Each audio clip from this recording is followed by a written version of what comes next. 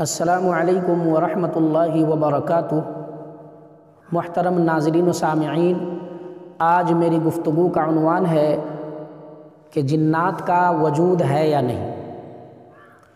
تو دیکھیے، قرآن کریم کے مطابق جنات کا وجود ہے، اور جنات اللہ رب العزت کی ایک مخلوق ہے، اور یہ آگ سے پیدا ہوئی ہے۔ یہ مخلوق قرآن کریم میں ہے وَمَا خَلَقْتُ الْجِنَّ وَالْإِنسَ إِلَّا لِيَعْبُدُونَ، کہ ہم نے جنات اور انسانوں کو اپنی عبادت کے لیے پیدا فرمایا ہے۔ تو پتہ چلا کہ جنات بھی ایک مخلوق ہے جو آگ سے پیدا ہوئی ہے، اور یہ جنات میں شر غالب ہوتا ہے، انسان میں خیر غالب ہوتا ہے، لیکن جنات میں شر غالب ہوتا ہے۔ جنات میں بھی ہر طرح کے مخلوق، ہر طرح کی پرجاتیاں ہیں، ہر طرح کے ذات اور ہر طرح کے قبیلے ہیں، اور جنات میں قبائلی حکومت بھی ہوتی ہے، اور اس میں ایمان والے بھی ہوتے ہیں، غیر ایمان والے بھی ہوتے ہیں۔ ہر وہ عمل جو مسلمان کرتے ہیں وہ جنات میں بھی جو مسلمان ہیں وہ کرتے ہیں، اور وہ انسان کے پیچھے نماز پڑھنا افضل سمجھتے ہیں۔ فضیلت اسی بات میں وہ سمجھتے ہیں کہ ہم انسان کے پیچھے نماز پڑھیں، اور حقیقت بھی یہی ہے۔ اسی طرح جنات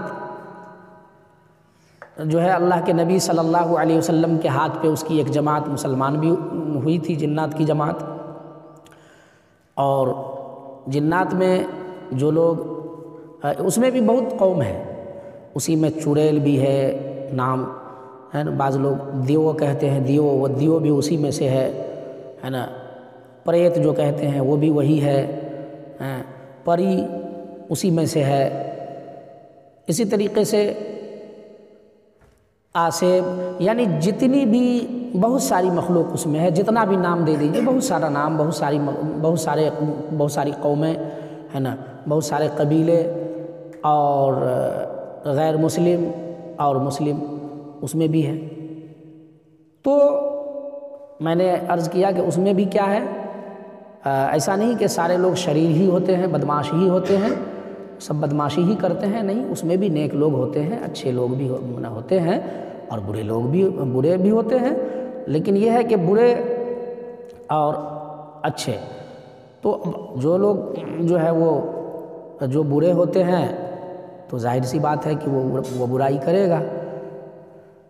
تو جنات کا وجود ہے، اس سے کسی کا انکار نہیں۔ لوگ جو کہتے ہیں کہ جنات کا کوئی وجود ہی نہیں ہے، یہ غلط ہے۔ پھر وہ قرآن کریم کی آیتوں کا اور قرآن کریم کی سورہ کا انکار کرنے والا ہوگا۔ اسی لیے جنات تو بہرحال ہے، جنات تو ہے، اس میں کہیں سے کوئی دو رائے نہیں، کہیں سے کوئی شک نہیں۔ اس میں نر بھی ہے اور مادہ بھی ہے، یعنی عورت بھی ہے اور مرد بھی ہے۔ اور علماء نے لکھا ہے کہ 3 قسم کی پرجاتیاں جنات میں پائی جاتی ہیں۔ ایک مخلوق جنات میں جو ایک جو ہے ذات ہے، ایک پرجاتیاں ہیں، وہ سب پانی میں وہ پرجاتیاں رہتی ہے نا۔ جنات کا وہ قبیلہ پانی ہی میں رہتا ہے، اپنا گزر بسر پانی میں ہی کرتا ہے۔ اور دوسرا جو قبیلہ ہے وہ صرف اور صرف خشکی پہ رہتا ہے، یعنی سوکھی جگہ پہ، جنگلات میں ہو یا گاؤں میں ہو، بستی میں ہو، جہاں مرضی ہو وہ رہتا ہے۔ اور کچھ جنات ایسے بھی ہیں جو ہوا میں تیرتی، جنات کی جماعت تیرتی رہتی ہے ہوا میں۔ تو اس طرح کی بھی، اور ان میں نر بھی ہے، مادہ بھی ہے، یعنی عورت بھی ہے، مرد بھی ہے۔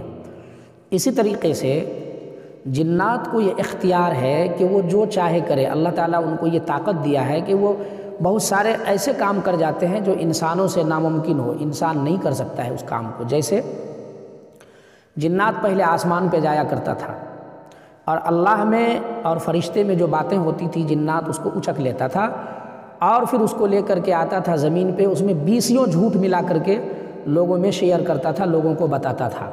لیکن جب رسول پاک صلی اللہ علیہ وسلم مبعوث ہوئے، اللہ نے ان کو اس دنیا میں بھیجا، تو اللہ رب العزت فرشتوں کی ڈبل چوکی لگا دی، آسمان پہ پہرا لگا دیے کہ اگر وہ جنات آنے کی کوشش کرتا ہے تو اسے آگ کی تیر سے مارا جائے۔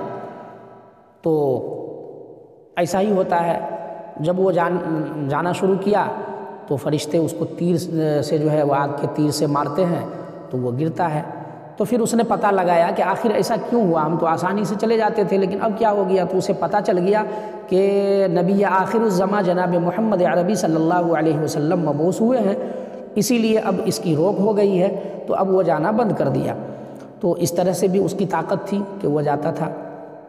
شیطان جو ہے ابلیس، تو وہ قوم جنات ہی ہے نا، اسی سے نا، وہی جنات، وہ جنات ہی ہے ابلیس، جس کو اللہ نے راندہ درگاہ کر دیا تھا سجدہ نہیں کرنے کی وجہ سے آدم علیہ السلام۔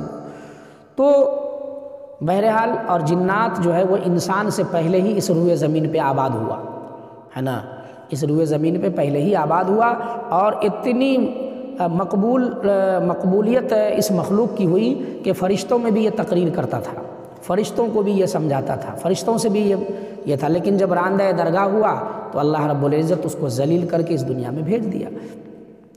تو پھر ان کو اللہ نے، اس جماعت میں سے کسی کو اللہ نے ہدایت دی تو وہ ایمان میں آ گیا، اسلام قبول کر لیا، اور جس کو اللہ نے ہدایت نہیں دی تو وہ کافر ہی رہ گیا۔